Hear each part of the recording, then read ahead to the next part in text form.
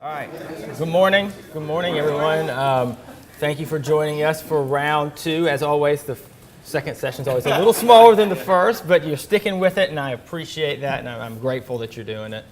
And those of you who are coming for the first time, thank you very much. We didn't get very far. We really only talked about the first few pages and first chapter, and we're actually going to start back on page 4 when we actually get into the book in a little bit. But I want to ask Diane to come up front. She's actually going to start us off today, Diane Murphy is, and then I'll come back up and we'll dig a little more into our conversation. So, Diane.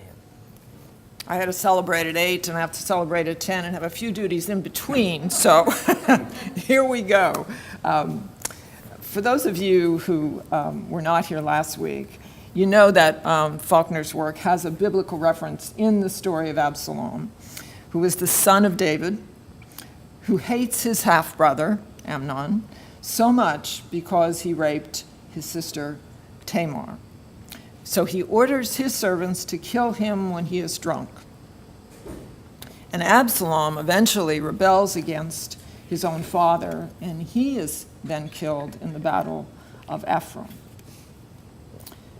But hatred, murder, incest, these are not the end of the biblical story, or the theology that I want to take away or need to take away.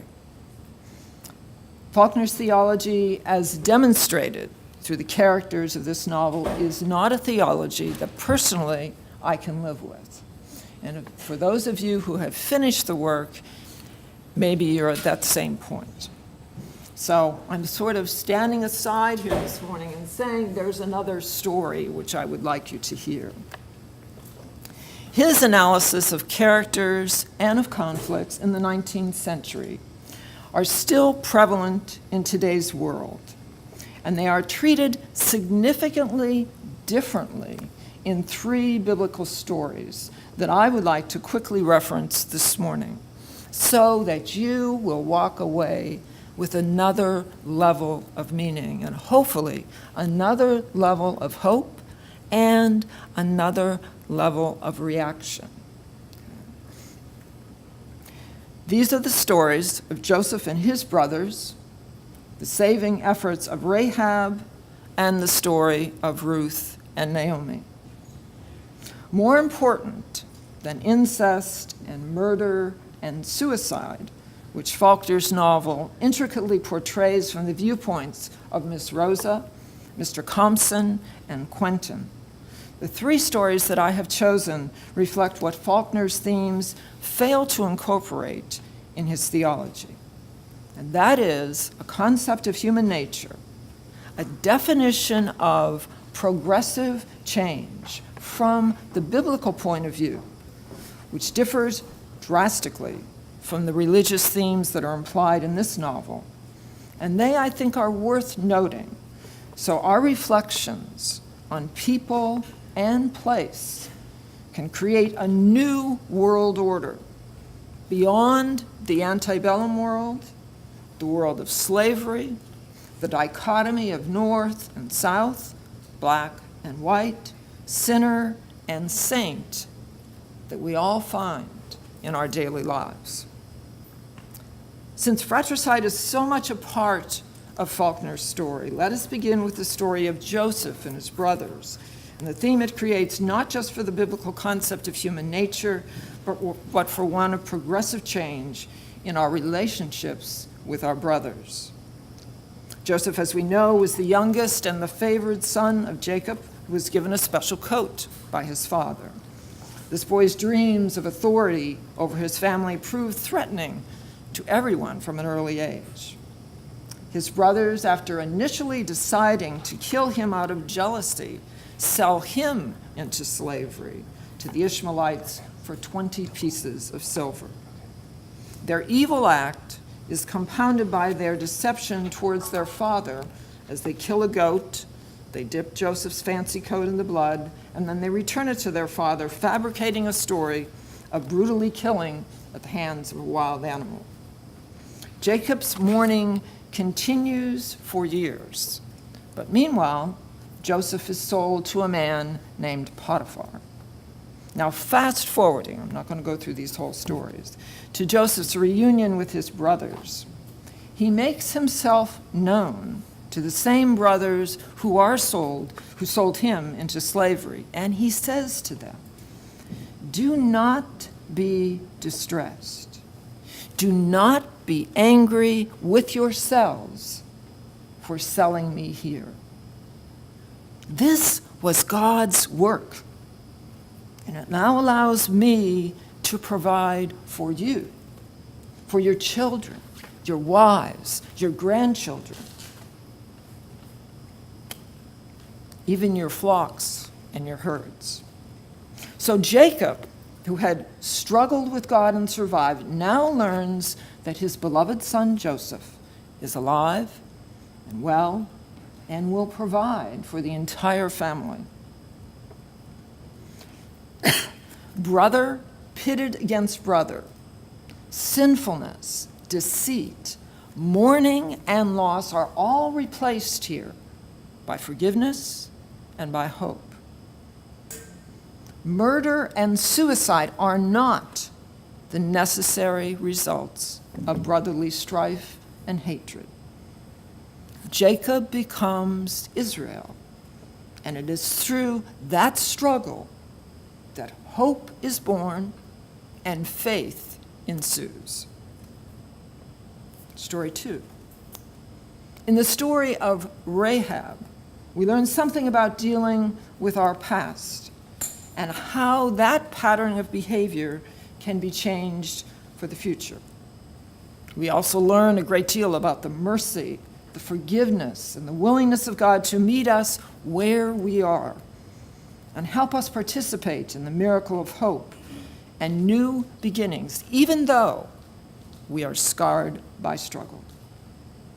When Joshua sent 2 spies to Jericho, he sent them to the house of a prostitute, Rahab. The king learned of their visit, and Rahab was confronted. She was made to turn them over to the king.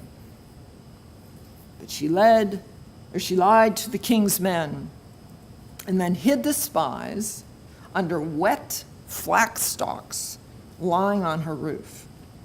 Now, this was a nasty, a stinky place, but from there, the history of God's people changes. She confesses faith to those spies, that their Lord is her God, and she's willing to risk everything she has to save them. She only asks that her life and that of her family then be saved from destruction when the Israelites attack. She remains in her house. She displays a scarlet cord. So Rahab was bad for a season, but not a lifetime. Faulkner's world lacks hope. It lacks progress. It lacks men and women who will take positive change and take the action to create their own new spiritual history, which the Bible makes clear once you do will have amazing implications in all the rest of your life. Faulkner has men and women commit sin upon sin, but there's no redemptive actions, no willingness to reform, no hope born out of that sinfulness. Rahab's actions allow a silent army and 7 days of voiceless marchings to bring the walls down when the trumpets sound. She moves from being a lady of the night to a participant in God's redemptive plan for the world. In Matthew's genealogy, he recounts that Salmon and his wife Rahab had a son named Boaz. Boaz will eventually marry Ruth, who will have a son named Obed. And Obed will have a son named Jesse. And Jesse will be the father of David. So from the saving efforts of a prostitute the line of Jesus emerges. When Ruth decides to leave with her mother-in-law Naomi, story number 3, after the death of both Naomi's husband and her 2 sons, one of course was married to Ruth. Ruth leaves a land where she could have probably remarried, started anew very easily. But Naomi's future, on the other hand, as an old woman in Moab, was bleak. She had no roots there, no long-term friends, no support system. So she decides to take a chance. She acts on behalf of another. Her sister-in-law remains behind, but Ruth says, I'll venture into a new land. I'll begin anew after death and loss. And what happens next also changes the history of civilization. Faulkner's characters deal with loss by romanticism, or murder, or suicide, or incest. Biblically, we learn that Ruth will work the threshing floors or do whatever it takes to care for her mother-in-law. She seeks change, but it is progressive change. And she's rewarded not just with economic prosperity, but marriage to a man, Boaz. And their child will bring us closer to the birth of the promised one. So I want to say this morning that Absalom is not the final word. Struggle is, but that struggle can create hope. And hope fosters a faith which I believe can move mountains, which takes those who have sinned and turns their life around, which can create new life after devastating loss and hurt and economic deprivation. Theologically, a true birth occurs through reformation, which is individual reform, which in turn then has societal repercussions. I studied the American Renaissance for my own doctoral dissertation, and my interpretation of the Civil War and its causes was strongly influenced by these Northern authors: Thoreau, Emerson, Melville, Hawthorne, and Whitman. Faulkner does not reflect for me the possibility that each of these writers envisioned for the American experience in both the antebellum and the Gilded Age periods. That is an entirely different study, but I hope that Faulkner will cause you to study these biblical stories that recount many of the same struggles that Southern Civil War society captured. But I pray that you will also come to appreciate what is possible in the midst of evil. Amen. Thank you very much. Thank you, Diane. Thanks very much. And we will be picking up, my plan is for us to really pick up on a lot of things that Diane offered to us there on the final meeting, which is not next Sunday, but the following the following Sunday. We will pick up a lot of those things, and one of the ways I think to think about the question Diane raises, the question of reformation, and also will, I think in Faulkner, sometimes we may think about repentance, and I'm going to ask you to think about the novel and probably all of Faulkner's works, and Melville and Hawthorne too. Typically, one of the ways I think about it is a Jeremiad, a type of sermon that calls us to confront sin in a certain way, and then offers a vision of what happens if that isn't done, right? So if there is a possibility of hope, what I would say in Faulkner, it is that we have to confront the past. And if we don't, the doom he prophesies, that's the result, but that isn't the end result. So, all right, but we'll come, that's really what I want to talk about in the final session. But for now, before we do anything else, I want to give you space to ask where your questions are. As you've confronted this text, and let me grab my book and my notes. But I have things for us to do and talk about, but I want to know to begin with, what are the things that are on your minds, points of confusion that we want to make sure we take care of as we go forward? Does anybody want to, and again, participatory, right? So, what do y'all have? Anybody has anything that they're wrestling with? Yeah, Paul. First, I'd like to thank Diane, Yeah. because the question that I had, I've now read the whole book, is where is God in the story? Yeah. And when you get toward the end of the book, Charles Baum has some thoughts about this. Yeah. It isn't yours, nor his, nor the Pope's hell that we are all going to. It's my mother's and her mothers and fathers and their mothers and fathers' hell. And it isn't you who are going there, but we, the three of us, no, the four of us. Henry says, and now, it won't be much longer now, and then we won't have anything left, honor nor pride nor God, since God quit us 4 years ago during the Civil War, only he never thought it necessary to tell us. And when you don't have God and honor and pride, nothing matters. So, was Faulkner essentially a fatalist? Did he have any faith? I mean, Diane's kind of filled in the gap for us. All right.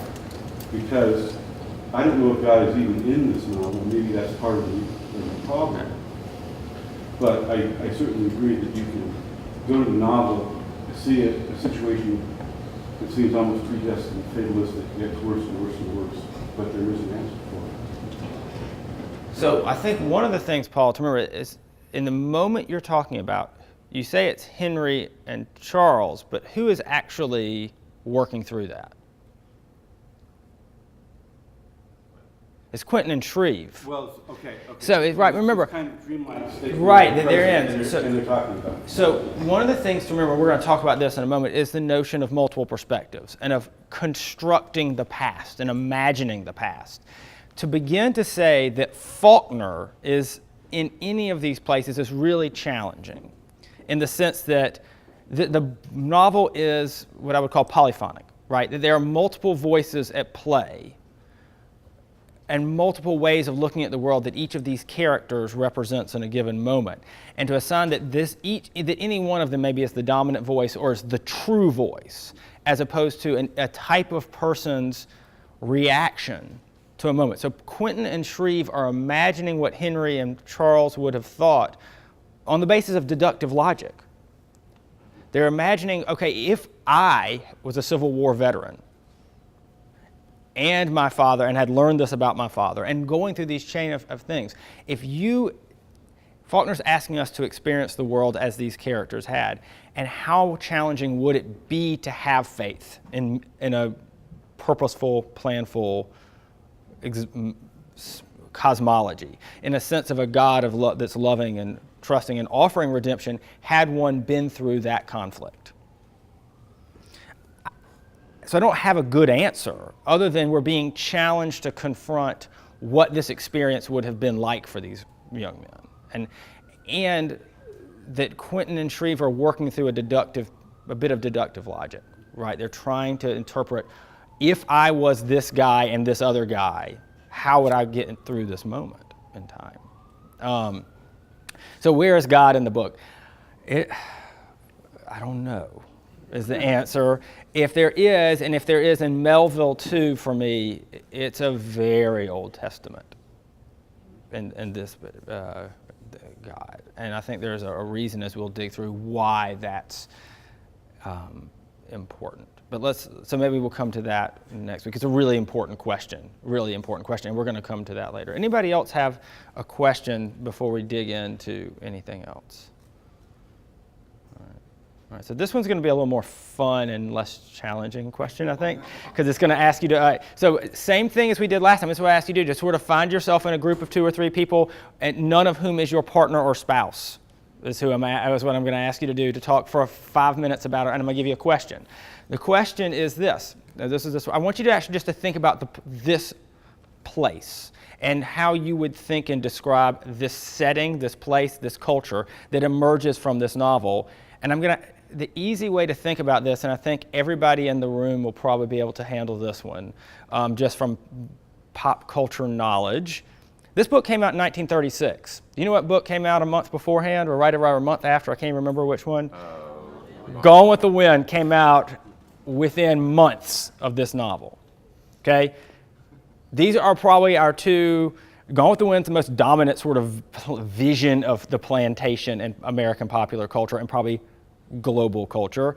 And Faulkner, in this novel, is probably the most dominant intellectual and academic high culture vision of the plantation, well, at least in American literary culture and probably in 20th century literary culture around the world. What's the difference for you? What are the differences? If you can reflect back on, you don't have to have read the book, Gone with the Wind. I mean, just if you've seen like 10 minutes of the movie, you've got enough, right? I know I've never seen the movie. I promise you, even though I'm a professor of Southern literature, I've never sat through the movie all the way through, but I've seen the whole movie just because it's on and you watch a little bit, and I've seen it from this point on, right? All right, so from what you've experienced and read in here, talk, a small group, quick discussion. Tell me what you see as the differences between this vision of the plantation and the one in Gone with the Wind or any plantation tour you've ever been. I'm from about an hour from Charleston, hour and a half from Charleston, and so plantation tours are a thing. Plantation weddings are a thing, right? So talk about those. Do that for me, okay?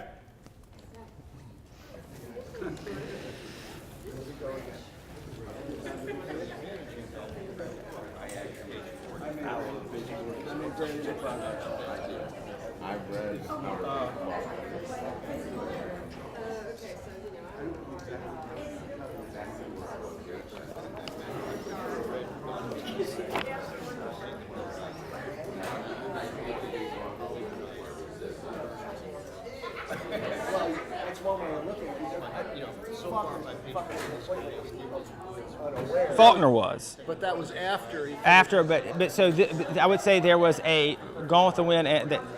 There's a lot, there's maybe 5-10 years before this of lots of plantation books. Oh, okay. So the Gone with the Wind sort of is. So he may have had an idea of plantation literature. There's a lot actually going from the 1880s on. There's a lot.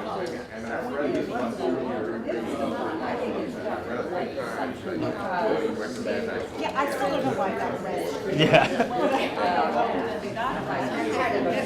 Right, absolutely. His characters are developed as Shakespeare and Dickens, both of which I'm pretty weak at as well. No, they're all, I think they're, the only thing that, it's the other modernist writers, the only thing that seems like him at all to me are Melville to a certain degree, and then Joyce and Virginia Woolf and people like that, where it's... I've read half of Moby Dick. Yeah, so Moby Dick is... Not all. Yeah, Moby Dick is the book that's in many ways the most like this book as far as I can figure. This is just a lot shorter. The most what? The most like this, in its sort of moral vision of the world, Okay. and its way the characters... Moby Dick, the universe is reduced to one ship. One plant, and yeah, absolutely, and really for this one, almost reduced to one plantation. I mean, most of this book is 9 novels tied to the county. Yoknapatawpha. Yoknapatawpha. And it's, oh gosh, I can't even remember now. It's a made up. I mean, he made it up completely. You know what?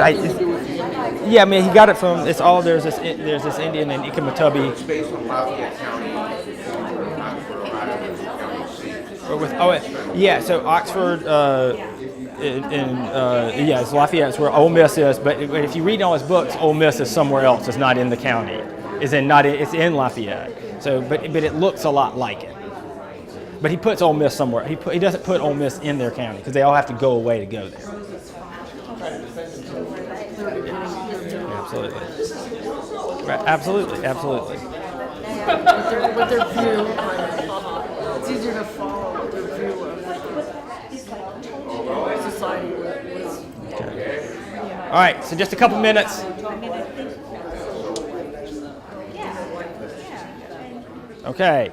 All right, everybody got a few things, a few sort of, this is one vision of the plantation, and here's another sort of historical vision of what it means in culture?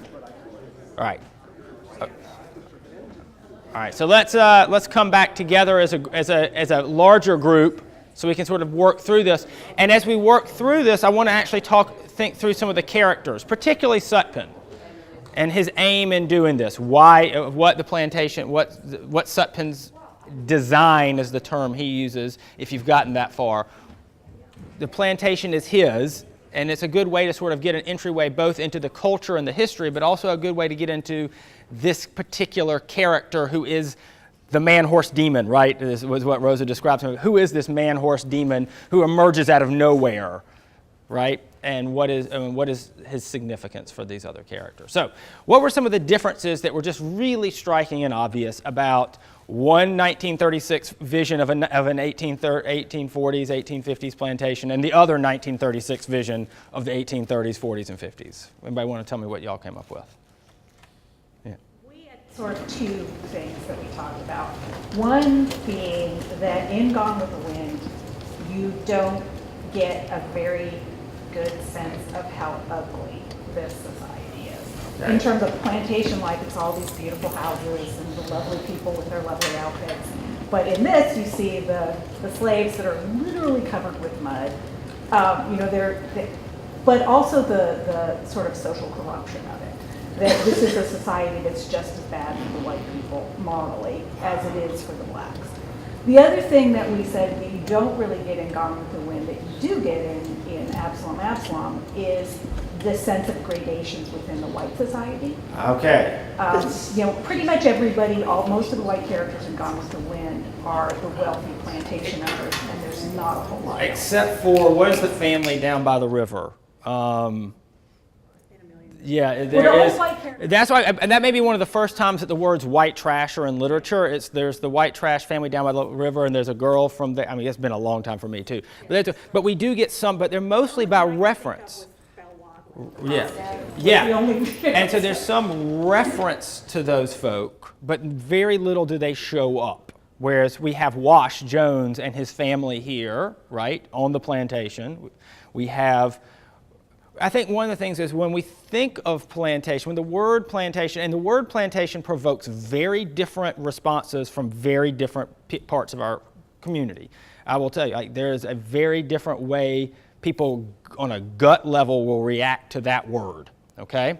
So if you think a bit, I think in the way it's been presented in popular culture, and particularly for those of us who grew up in the South, right?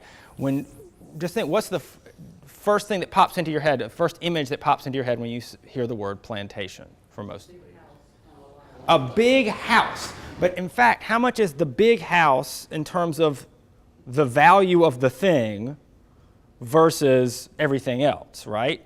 A plantation's 3,000 acres, anywhere from 1,000 to 3,000, 4,000 acres, right? The house is maybe grand and wonderful, but it is one building among many buildings that would be there, right? So I think that's the one thing. Faulkner pushes us out from just the house, right, to the rest of the property, and understanding that that a plantation isn't. And if you ever another novel that I will recommend to all of you, particularly those of you who are native Virginians, is a more recent novel called The Known World. And it is just one of the best novels, probably the best novel, an American novel in the last 20 years or something like that. It's one of them. And it really shows how the plantation was a world unto itself, self-contained, right? My father-in-law is a farmer in the Mississippi Delta. On the Louisiana side, it's still not state of Mississippi, river Mississippi Delta, right? And, where his office is there's the old butcher block where people used to get their meat. Right, and here's the place where his great-grandfather sold blue jeans to the field workers, and here's the place where they got their milk, right there on the farm. And these were self-contained worlds in many ways, and that's where we get this sort of a little bit of claustrophobia here. Whereas in Gone with the Wind, what do we get? We don't have claustrophobia. We're not stuck on the plantation. What happens on these plantations? The very first scene, right, is the ball. If I'm thinking of the movie, not the book, but where people are coming and going and all this fun stuff. So we have a beautiful place, a harmonious place that looks sort of like an English manor with lords. We're really sort of creating this, mock-up of British society in many ways in that vision, where here we see this sort of the expanse and the mud and the muck.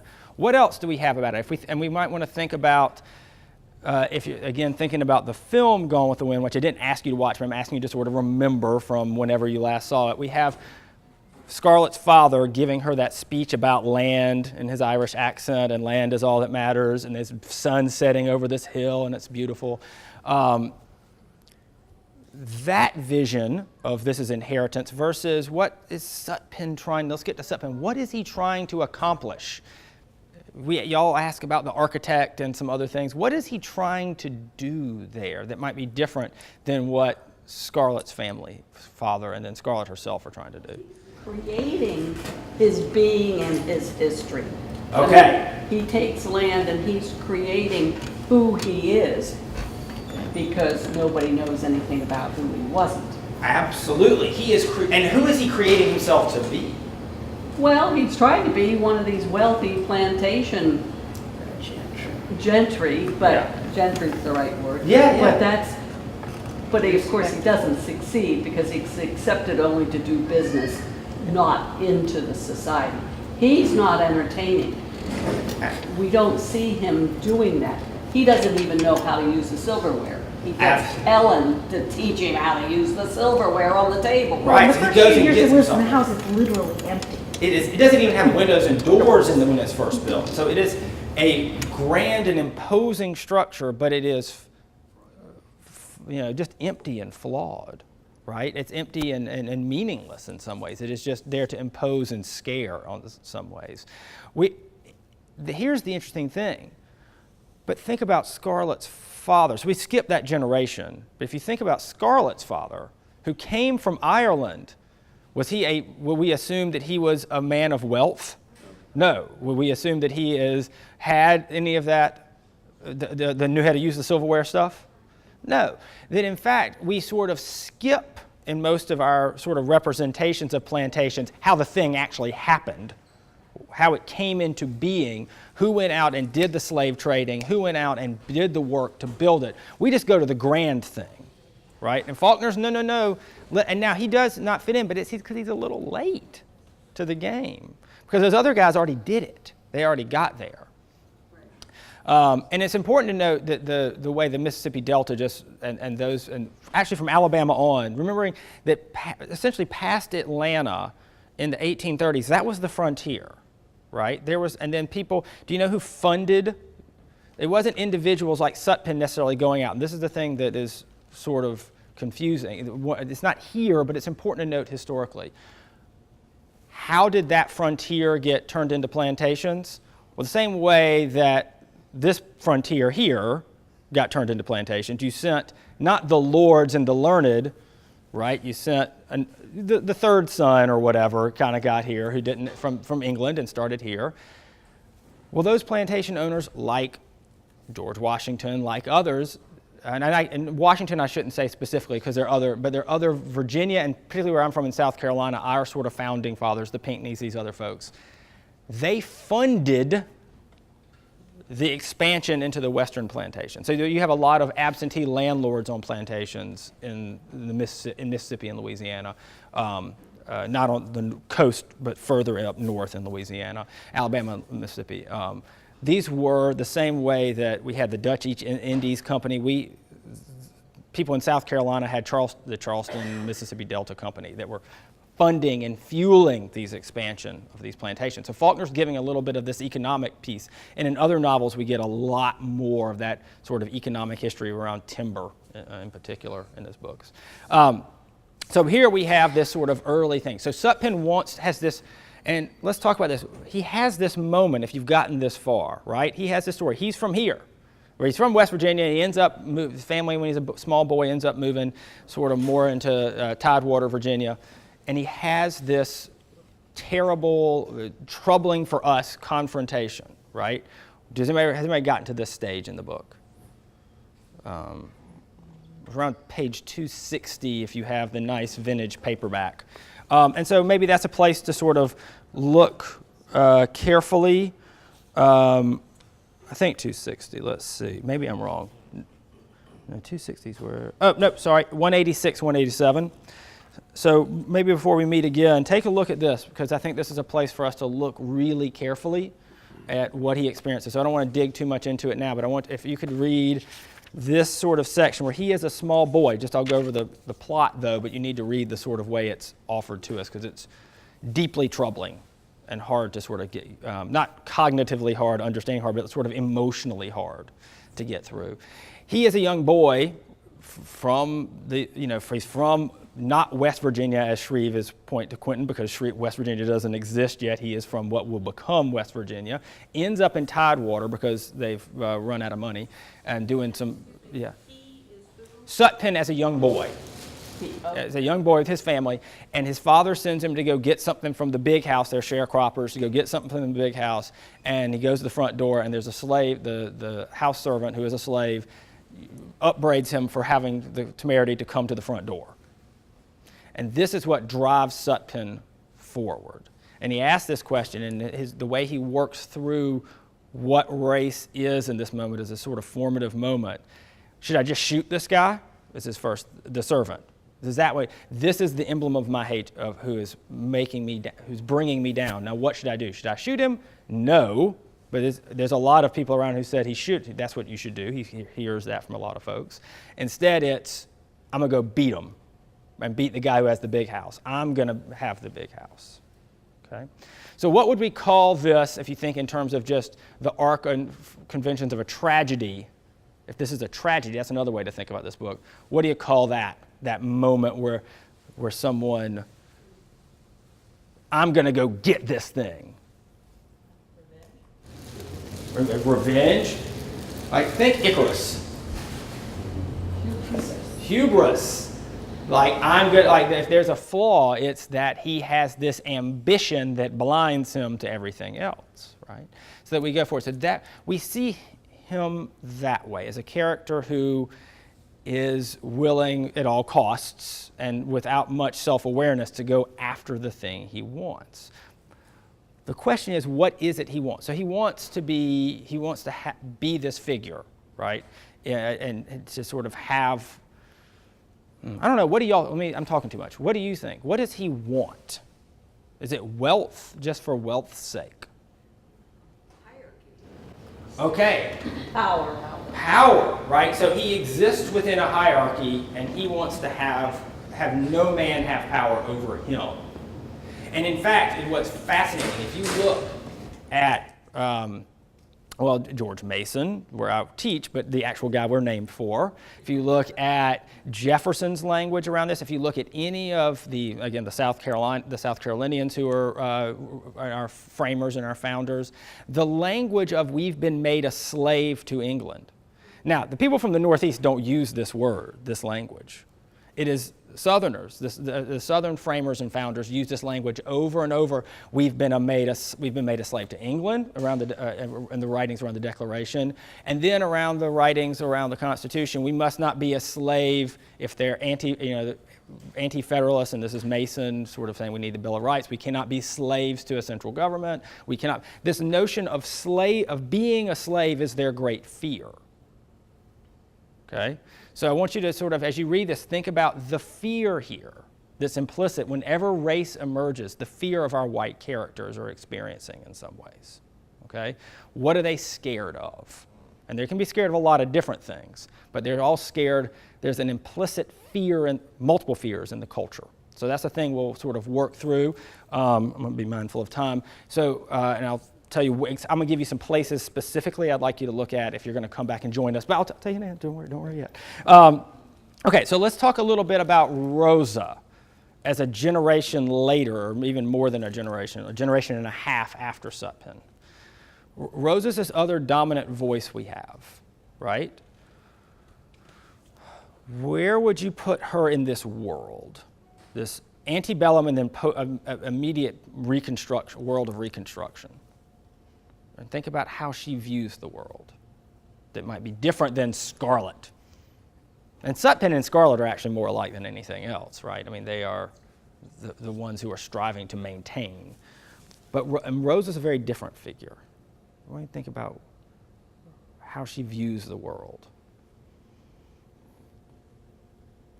Yeah. She's very bitter. Very bitter.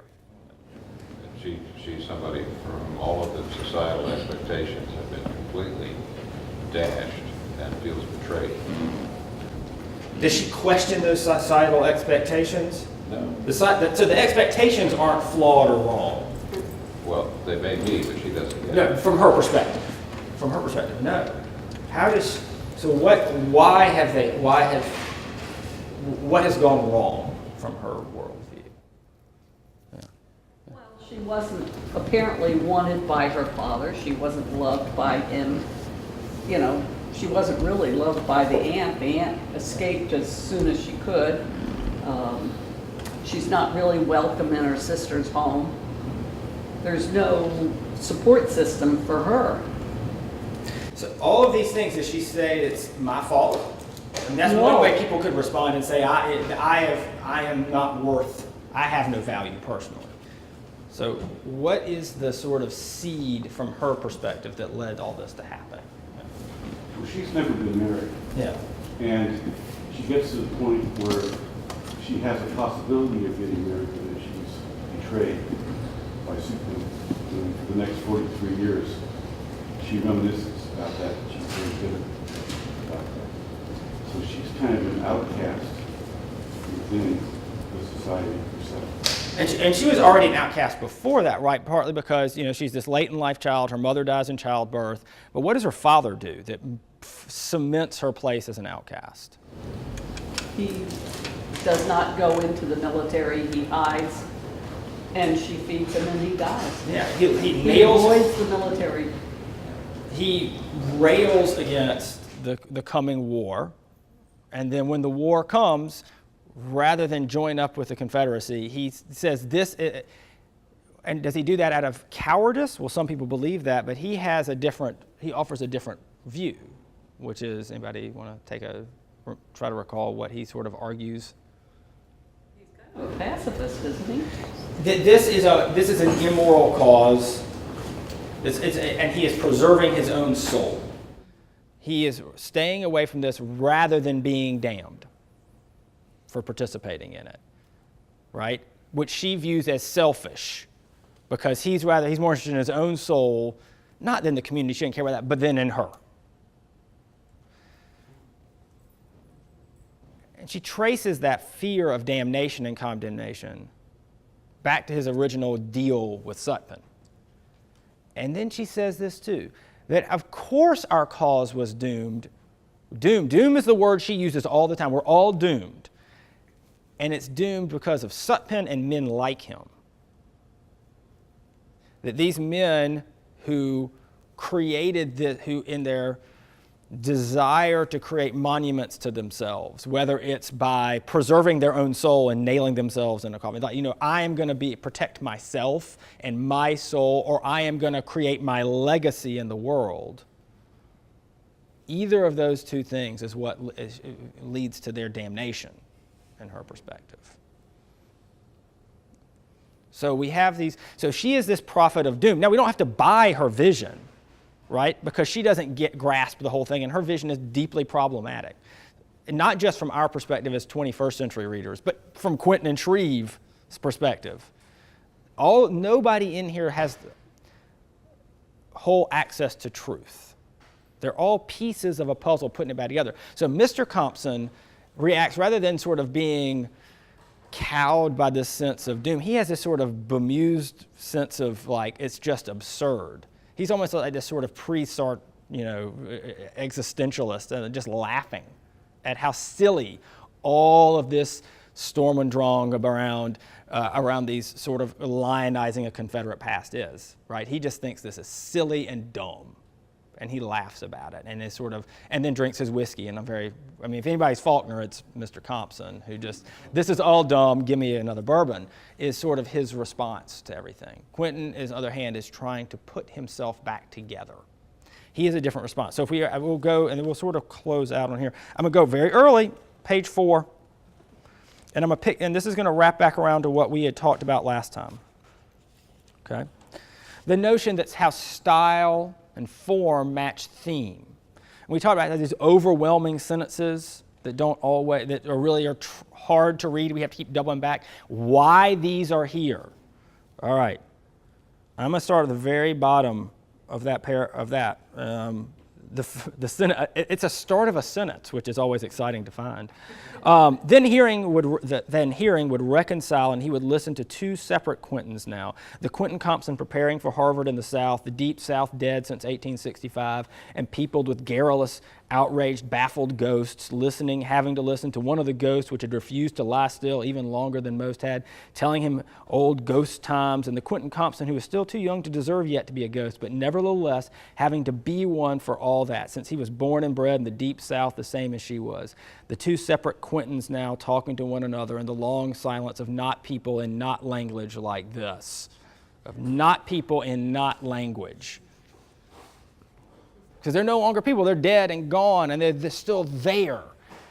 That's why they're not people, because they're one word, not people, because they are not physically present anymore, and yet their presence is as real as if they weren't. So the sentence structure is the way that, and the academic word is overdetermined, right? That we are never just in the moment we're in. We're always in the moment that is filtered through, distilled, and hyper-distilled is a term from page 2, through everything else we've experienced or heard or thought.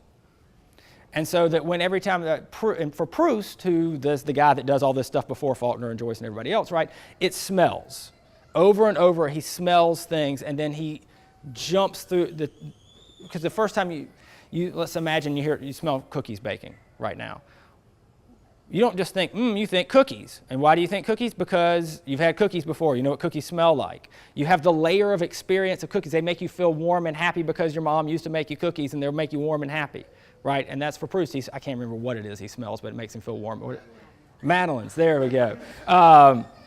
So that the actual way we interpret and make sense of the world, even when we're doing our best to be in our moment, which is what, in many ways, prayer asks us to try to be in a moment, to be focused in a moment, but the reality is every time we go into the church, right, the reason we are liturgical Christians is we like the experience of a ritual that for many of you and for me, I will say, comes from my childhood, right? That when I'm having trouble being in a moment, sometimes being in a space where I'm repeating a moment over and over weirdly helps.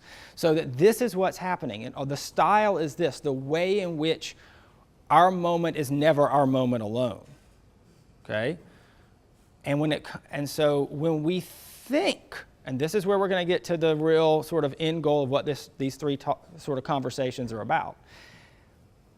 How does that idea, that our moment is never our moment, impact how race manifests itself in the United States? If we are never just ourselves, and that everything is, the layers of history are always impacting the moment we're in, and how we understand ourselves and how we understand the other person we're confronted with, but also how we understand a person who may not actually be in the room with us, but we're thinking about as a broad group of people, how does that history get to us, and how does that then lead to problems over and over, okay? And what is it that Quentin and Shreve are actually trying to doing, and why do we have to do it too, if we want to think about it that way, okay? All right, so the places I want you to look are 186-ish, in that area is where, look around this Sutpen, in following this sort of as a reflecting on this childhood confrontation with this man at the plantation, at the Tidewater plantation house, and how he's going to respond to it, okay? Read through this. This is Sutpen talking to General Compson, who is Quentin's grandfather, General Compson telling Mr. Compson, Quentin's father, Mr. Compson telling Quentin, Quentin telling Shreve. Okay? So if you want to talk about how history is layered on that, we actually have to think this is also a game of telephone. Okay? We don't have access to the actual truth, but we have something. Okay? And that's actually mostly what we have when it comes to most historical problems. We don't have the thing, we have the thing through layers, right? So that piece, I want you to look at when Rosa has a confrontation with Clytie. Okay, we have not talked about Clytie. 111, 112 is that area in this nice, in the vintage book, okay? But it's when Rosa has a confrontation with Clytie, and she sort of explodes, and then the final thing is 280 at the very end of the book, when Quentin and Shreve are trying to make sense of the final confrontation between Henry and Charles Bond.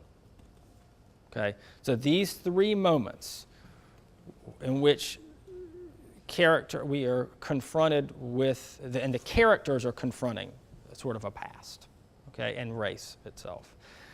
Okay, so if we could, and if you know anybody who's going to bring anybody along for next time who wasn't here today, tell them those areas. Okay, if you have any questions you want to make sure we get to, email me. Again, I gave the email address last time, but I can give it to you now before we're on the way out. Okay.